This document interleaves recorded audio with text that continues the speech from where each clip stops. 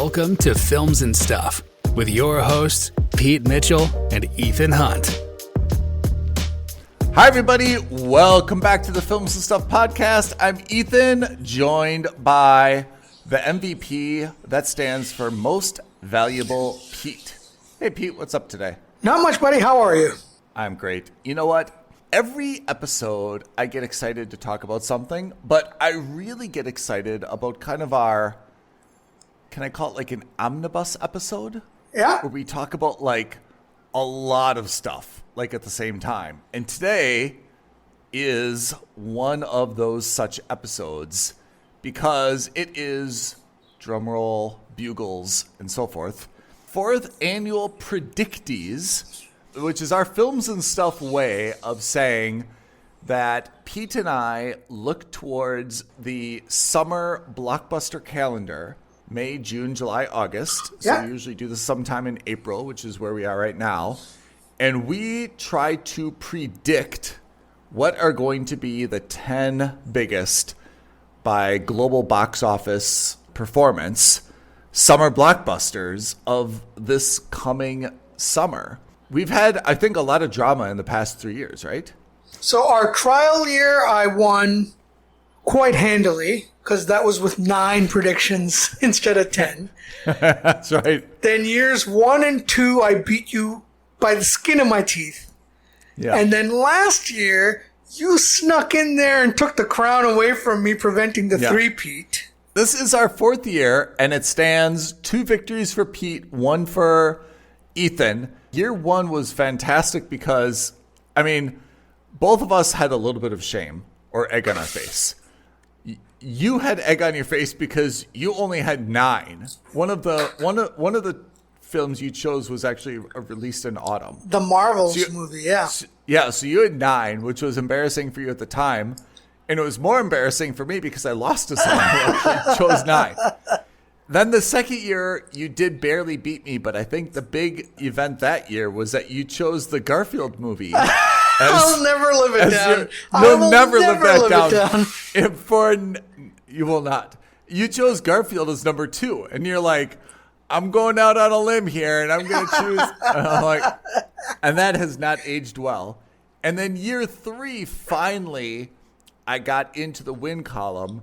And I think I just beat you by like 1 point. It was super close. It was super close. And actually, it was because, and this is why we do it this way, you accurately predicted your favorite film franchise of all time, Jurassic Park. Oh, yeah. In the correct place.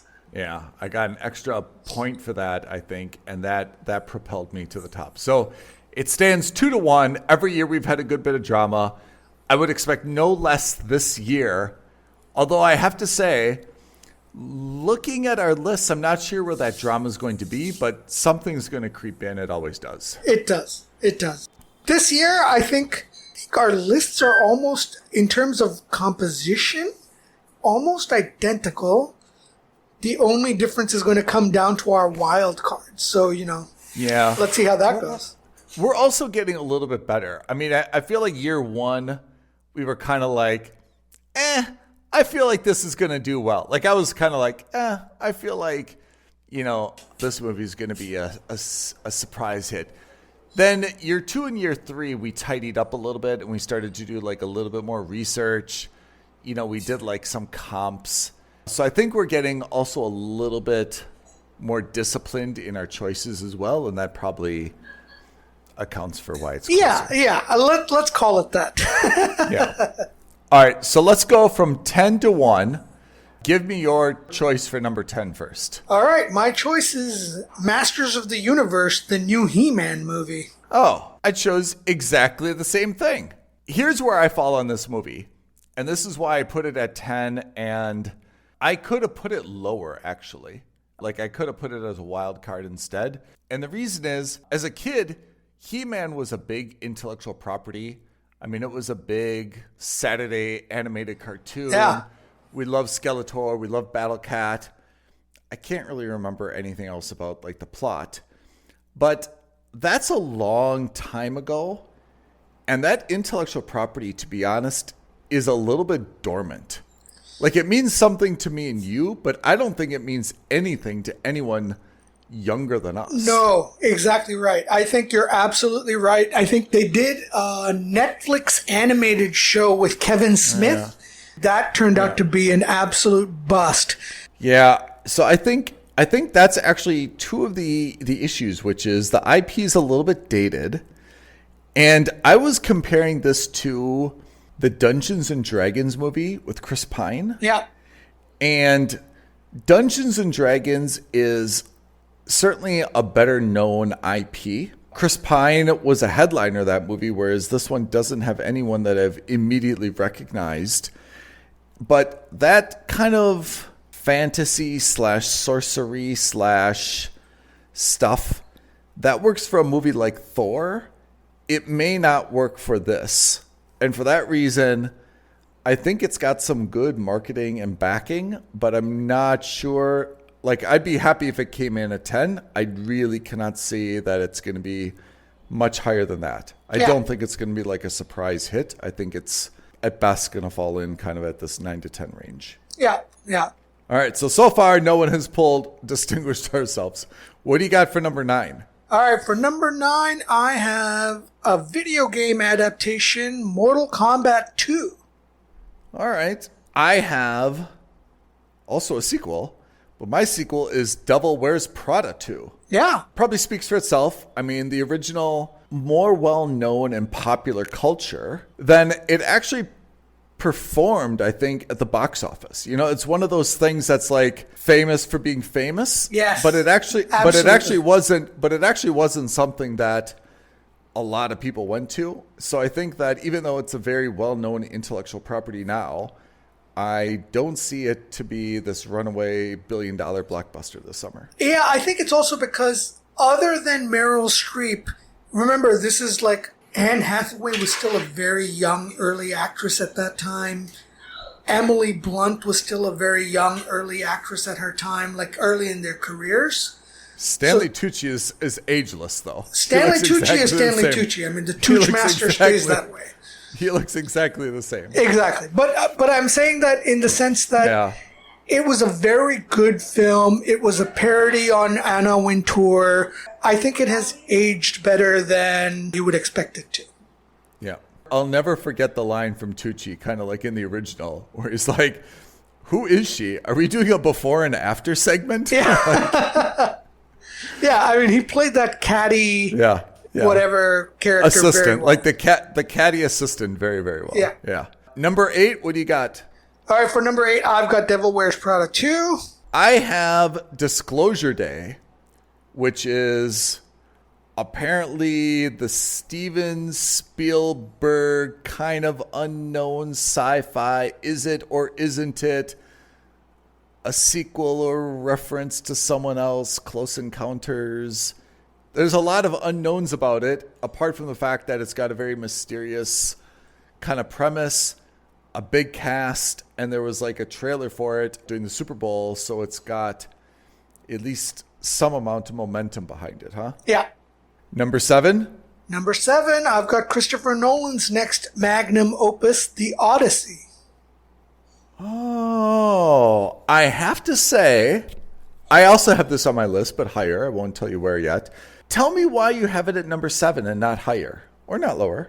There is a chance, and there's a good chance. With Christopher Nolan, you never know. But there's always a good chance that this blows up and becomes the next Oppenheimer. And he's certainly going to be riding on that Oppenheimer wave. Yep. I think that it's going to do very well. I just don't think it's going to do as well as the movies. I don't think that the movies ahead of it are going to be any better critically. I, in fact, think I have very high expectations for The Odyssey. I just think that the others are going to do better with the crowd. So you've got The Odyssey at 7. At number 7, I've got Supergirl. And I don't really have much to say. I think it's going to be, having seen Superman and how DC is positioning that, and Supergirl made, I guess, a 2-minute cameo. I feel like this is going to be a good movie. I think it will be a very well-received movie. I just don't see it going to be like, again, $1 billion blockbuster, because I think Supergirl generally performs probably a little bit behind Superman. And Superman, we were kind of waiting to see whether or not, this new reboot was going to be $1 billion movie, like similar to some of the Marvel stuff. And it came in, I think it kind of like 400 million, 500 million, right? Like it didn't really blow the doors off of everything worldwide. So I guess I kind of benchmarked Supergirl to that. Yeah, so let's see. Spoiler alert, my next movie, number 6, is Supergirl. Oh, there we go. I agree with you. Probably for similar reasons. I agree with you that I don't want to say the cap, but I would say that it's certainly going to be linked to the success of Superman. I think that the fact that you've got Jason Momoa as Lobo in the movie is going to add a little bit more color and a little bit more comedic presence to this film than the first one had. Yeah. So I think that's why it's going to do, in my opinion, it'll do better than Superman, but not like, if Superman made 500 million, this isn't going to make $1 billion. I think this is going to be 100 million to 200 million more. I think she benefits from the fact that she was in House of the Dragon. Yep. And I think that she's not really a household name yet. Yep. She will be, but I think she benefits from being in House of the Dragon, and people will be like, oh, I remember her from House of the Dragon. Like, it's that girl from this. And I think that will be, I guess, something that drives people to cinema, that there's a little bit of name recognition. So we've got Supergirl about the same. Yep. This is the first major whoa moment for me. So I've got Moana, which is a live action remake of the original animated film, right? Yep. And it's got The Rock. The Rock is the big guy in it. I'm sure that your temptation was to put this much higher because of the intellectual property and because of the performance of the original animated film, which I think just went bonkers, right? Yeah, the first one made $700 million dollars, and the second one made $1.1 billion. I deliberately put it lower for a few reasons. One, it's live action. And if you've compared kind of the Disney live actions to the original animated, the live action has done decidedly worse. And that's a track record of Snow White, a few others recently that just did not do quite as well. Maybe we'll see that with Dora the Explorer as well.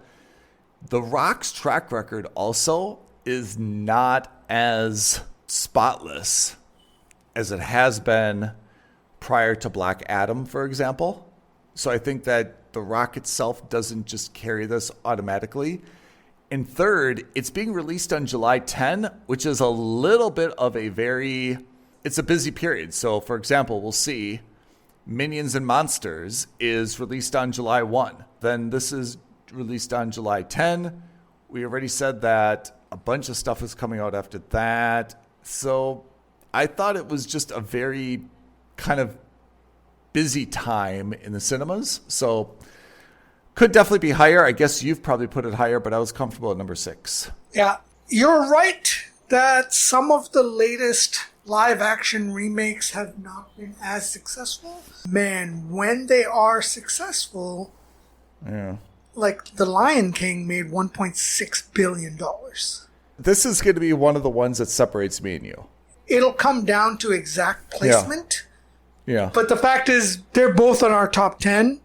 Yeah. But if it hits the way I expect it to hit versus if it flops the way you're expecting it to flop. Yeah. And again, when I say flop, I don't mean flop as in like it's not going to do well. I just think that flop expectations-wise. Exactly. Your expectation is that it won't hit as hard as my expectation is that it will hit as hard. That's the bottom 5, right? And if we look at kind of historically, the top 5 or like the top 3 or 4 have just been like printing money. And then kind of the bottom, like 7, 8, 9, 10 have been like, well, that's a lot of money, but they're not even like close, to like the top 3 or 4. Yeah. And then there's kind of like the middle range, right? Yeah. So we finished, we're halfway done. This is serious business, right? So if we get any of these, if any of the ones that we chose in the top 5, aren't in the top 5, they have flopped. I don't think it's because you and I have said, like, there's no Garfield this year, right? I don't think so. We have. There's no Garfield this year. We're like, let's just take a chance on this. It's going to be the runaway blockbuster. Now, if something is not in the top 5, it's been a failure one way or another. Right. What do you got for number 5? So for number 5, I've got Star Wars, The Mandalorian, and Grogu. I've got it at number 4. So, yeah, I mean, we're close on this as well. I think that, again, the positioning, it's not an indication of quality. We think it's the indication relative to others, right? So at this point, what Ethan says is absolutely right. All top 5 movies are going to be good movies, whether it's critical or not. But it's just a matter of, are they better than the ones that placed ahead of it or not, right? And generally speaking, that's true. There are sometimes exceptions to that rule. I think in general, the Jurassic World franchise has been that exception, right? Or the Fast and Furious franchise. I love the Fast and Furious franchise, but I'll be the first to tell you that those movies are awful. The same goes with Jurassic World, is they do well every year they're out, but generally speaking, the movies are absolutely horrendous. I cannot respect anybody who's like, man, I love Jurassic Park. Or let's put it, anyone who's not a child. I want to meet that person who's like, oh man, I can't wait for the next Jurassic. Like, I want to interview them. I just want to walk through their mindset. Yeah. We want an MRI of their brain scan. I want an MRI. I'm going to change the name of this movie. You tell me if that changes where you rank it. Okay. The movie is now called The Mandalorian. Not The Mandalorian and Grogu. It's The Mandalorian. Where do you rank it? I actually think it goes down. Yep, I agree. I think adding Grogu, I want to call it a masterstroke, but I mean, it's so obvious that it's hard to call it a masterstroke. But I think that, for me, that's what propels it to add families, kids. Yeah. It expands the audience, and that's why I put it above Minions and Monsters. That's why it's more of a Toy Story competitor rather than being just a Star Wars. Right. Because movie. You get the cute factor of Baby Yoda. Exactly right. Mandalorian and Grogu is my number 4. What did you? Number 5 was my Minions and Monsters, but you had Mandalorian and Grogu at number 5, right? Yeah. So you have Minions 3, which is Minions and Monsters. Yep. Historically a great franchise. Speaks for itself. Yeah. Speaks for itself. Exactly. Right? What do you have for number 4 then? My number 4 is Toy Story 5. Oh. I think that the franchise is fantastic. Huh? Yeah. So again, of the franchises in the top 5, I actually think Toy Story is probably my second favorite, maybe even my number 1. But I think that it's going to come in lower, not because the movie's going to be bad, but in fact, it's because the other ones have more appeal globally. Yeah, I have Toy Story higher than that. But again, I mean, we're just kind of like arguing about the margins. My perspective on Toy Story, and I'm absolutely not going to see it, and I don't think I've seen anything since Toy Story 2, to be honest. Right. But I will say this. Toy Story, every time I think pumps out something that's very, very high quality. So that's number 1 that it has going for it. What it doesn't have going for it is I think it's a little bit tired. Yeah. It's still got Buzz Lightyear. It's still got Woody. It's been there, done that a little bit. So I can see why you would put it at a 4. But historically, Toy Story has just like printed money again. It's like Jurassic Park, but better quality, probably, right? Yeah. Number 3. Now we're really getting somewhere. Yeah. Tell me what you got for number 3. So number 3, I've got Minions 3, Minions and Monsters. Okay. I have The Odyssey. Christopher Nolan's The Odyssey at number 3. When I look at, or at least the top of the list, The Odyssey is arguably the only real true movie. Everything else is, and I know The Odyssey isn't a new intellectual property. It's based on a book. It's, I don't know how many hundreds or thousands of years old, right? So, I mean, it's not like a new story, but it's a new movie. Nolan is one of the very few directors that kind of takes billing, you know? Mm-hmm. Like, it's very few directors, I think, are people go and be like, oh, I want to see a new Christopher Nolan movie, right? There's not that many directors that have that brand appeal. Yeah. He's obviously riding high on Oppenheimer, which I didn't think was a subject matter that was interesting or even a great movie, to be honest. I mean, technically, yes. That did incredibly well, so he's riding on that. The Odyssey has a cast that is bonkers. Unbelievable. So, I mean, if you're looking for brand name recognition, Hollywood A-lister, right? Damon, Tom Holland, I'm missing 10 others. The Odyssey has that. The Odyssey is also it's a movie. Like, I want to go to IMAX. I want to see the movie. It's going to appeal to couples. It's going to appeal to men. It's going to kind of appeal to women. Like, apart from the fact that it's not animated, it's a true movie. And I don't think it really turns anyone off, because I could be like someone, I'm excited about The Mandalorian and Grogu, but I could see someone being like, nah, I don't really like Star Wars. Okay. Like, there are people that just aren't into Star Wars. Correct. I could see someone saying, well, I haven't watched the TV show The Mandalorian. I don't subscribe to Disney Plus. I don't want to go see the movie. I don't think there's a lot of argument for why you wouldn't want to see the Odyssey. I mean, apart from the fact that you've got like little kids that can't get into it, I don't see a lot of reasons why you wouldn't go to the Odyssey. So I see the Odyssey as being kind of a true summer blockbuster movie. I put it at number 3. Yeah. And you had it at 5, I think? I had it at number 7. Yee. Yeah. I think the only thing about number 7... That's another one that's going to separate us. Exactly right. And I think the only reason I put it so low is because... And this hasn't stopped Christopher Nolan for all... I mean, Oppenheimer proved that. But I think the subject matter is too niche. I love Greek mythology. So this is right up my alley. But... Does your average American or global listener or viewer of movies?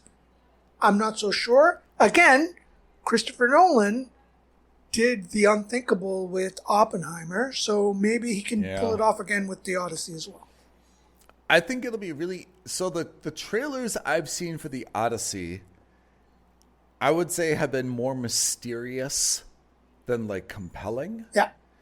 So I would say that if the Odyssey is going to be portrayed as, for example, they show this like battalion of kind of Roman-clad soldiers in these really neat, like, you know, the formations, and they're all lifting their spears and like chanting, or you see like this big clash where they're running towards people, and then I think it's going to be like, I don't really want to see that. If it's a little bit more Roman court, where you see like these big debates and maybe like cutaways to like some passionate scenes or something, like if you make it a little bit more of a thriller, I think it would get more people enthused. So I think it's going to be a little bit how the trailers position it. And if it's going to be like Troy and just like a fighting movie, probably it will turn some people off. And if it's going to be as kind of like this salacious drama, it will probably bring more people in. The more mythological it goes, the better it has, in my opinion, the better chance it has. Because now it's been just more mystery and not really, well, what's the movie going to look like? Yeah. So that's my number 3, The Odyssey. Number 2, I've got Toy Story 5. All the reasons I talked about. I think it's going to be well over $1 billion. I've got Spider-Man Brand New Day. Ooh. So this, I was in two minds, because really, this was going to be my number 1 movie until I realized my number 1 movie is Moana. Yeah. Honestly, it could be Moana. It could be Spider-Man. I really think that ultimately, I think it's going to be one of those. I think the appeal of Moana just edges out the appeal of Spider-Man. But, you know, Spider-Man, every movie in the Spider-Man franchise so far, except the first, has made over $1 billion. And the first made $900 million. So it's not like this doesn't have a chance. I think this one's going to I think this is going to be $1 billion movie this summer. So I've got Spider-Man number 1. But I guess one of the things I'm having problems reconciling Spider-Man with is, do you think that Spider-Man is it really, where is the secret sauce in Spider-Man?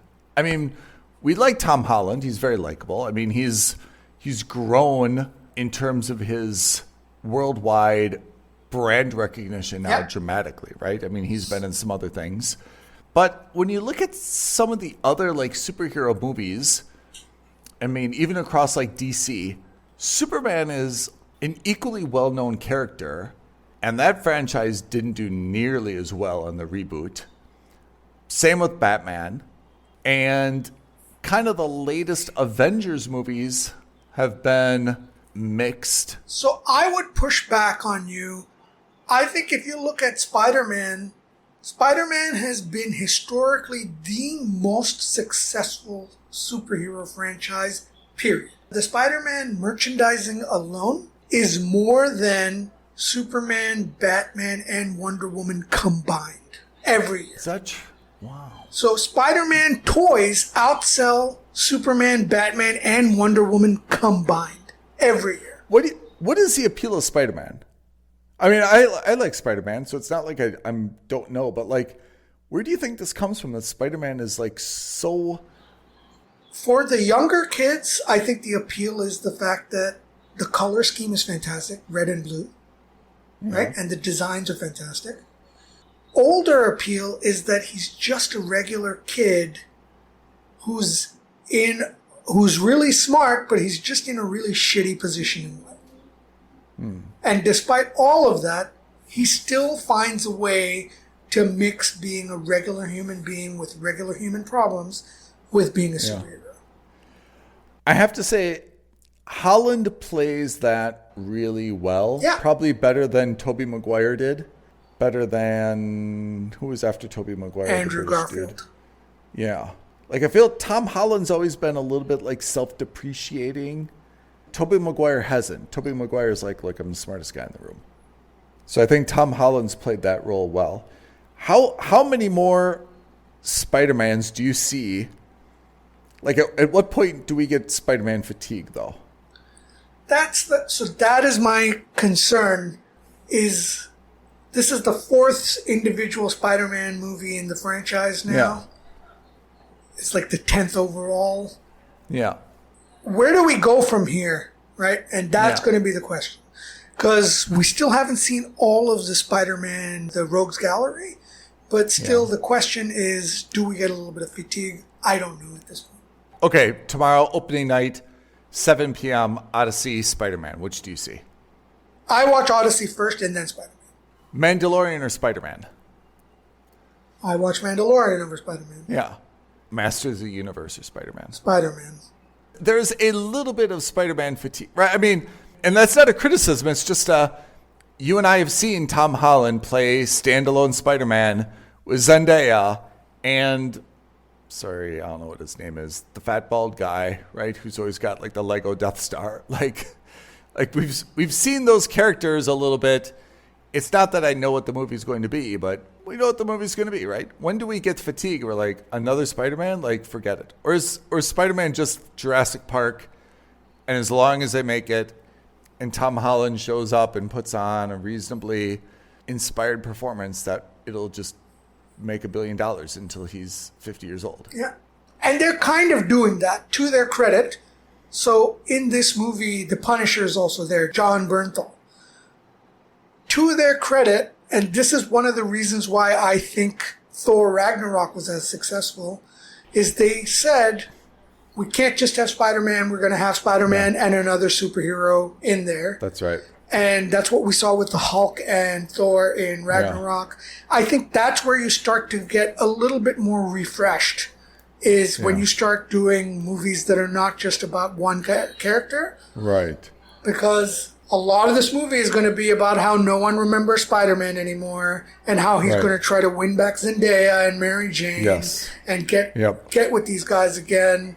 That to me is not... I'm not turning into a Spider-Man movie to watch his relationship struggles with Mary Jane. Yeah, I agree. Is Spider-Man the only thing keeping Sony alive as a company? In terms of superheroes, certainly. In terms of movie franchises, certainly. I can't think of anything else right now that's really kicking Sony into high gear. Sony has other movies, right? Like, they're trying. They are. What else are they doing? I feel like Sony is just like bomb. Like, don't worry. We'll just do another Spider-Man and we'll erase all these Ponzi scheme losses, from our bad decisions the past 2 years. So they've got Jumanji 3, which is coming out in December. That'll be a huge hit for them. We should talk about that. That's a good one. Okay. Do you think Jumanji 3 is going to be big? I do. I think Jumanji is going to be huge. The first Jumanji with The Rock and Kevin Hart was 100% one of my favorite movies. And then it felt like Jumanji 2 was... Yeah, it didn't do as well. So the first one made $961 million. Yep. And the second one made $800 million. So you're right, it didn't do as well, but still $800 million is not a joke. Yeah. But you would say, oh, that's heading in the wrong direction. Yeah, I would agree with you. I think that unless this one is a smash hit, they're done after this one. Because the first one was just so brilliant, the way that they switched the characters. And then they did it for the second one as well, and it just didn't, it just didn't, click as much. You want your sequel to be like, man, that first one is great. And then the sequel is twice as good, Yeah. And it's just now we've got a juggernaut, But when it comes in a little bit less, that's, let's see what happens. All right, so our top 10 is set. Should we do our 2 wild cards? Oh, we should do our wild card. So what are the 2 movies that you think could sneak into the top 10, but you're not 100% sure on? One of them is something you've got, one of them is not. So I've got Mortal Kombat 2. Yep. And I've got Paw Patrol. I think that's a genius move. In fact, I'm kind of regretting not putting that on there. I think Paw Patrol has a very good chance because every year... So I went the other way. Mine is Disclosure Day and Insidious: The Bleeding World. Oh. Because every summer, either a surprise kids movie or a surprise horror movie always sneaks into the top 10. Yeah, that's true. I went horror movie, as I typically tend to do. You went kids movie. I think either of those would do it. I feel pretty good about my wild cards. I think I'm looking for...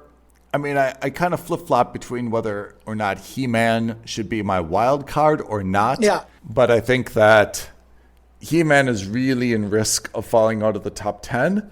The rest of my top 10 I feel pretty good about. Devil Wears Prada, I think it's going to be a good movie. I just don't know if it's got the widespread global appeal to maintain its positioning, I think with a lot of these movies, if China and India really hit it off with them, they'll do incredibly well. In fact, not even India, China really.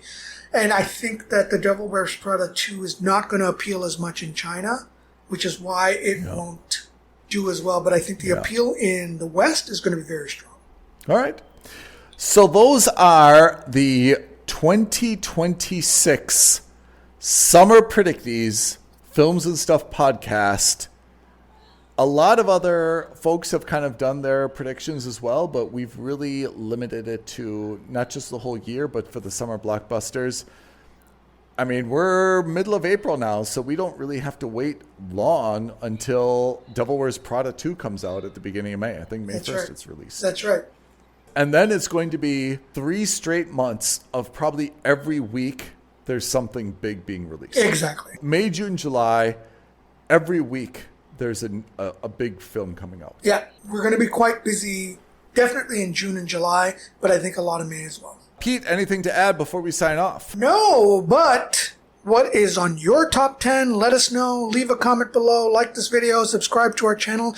And do not forget to hit that notification bell so that you know when the next episode of the Films and Stuff podcast drops for you. Pete, thanks for your predictees. And I say this sincerely, the best of luck to both of us. May the best predictor win. It's, again, 2-1 in your favor. It's an opportunity for me to either even it up, which would be cool going into year 5, man. Year 5 with you. Or if you've got a commanding 3-1 lead, I feel like the Boston Red Sox playing the New York Yankees in the playoffs. I got some work to do to come back and win that 7-game series, That's right. Anyway, listeners, thank you for tuning in. Pete, thank you as always. And we shall see you next week, next episode, Films and Stuff podcast. Thanks, everyone. Thanks, Ethan. Thanks, everyone. Bye now. Thank you for listening to another episode of Films and Stuff. If you haven't already, please subscribe and review on Apple Podcasts, Spotify, or wherever podcasts are downloaded. Films and Stuff. There is no substitute.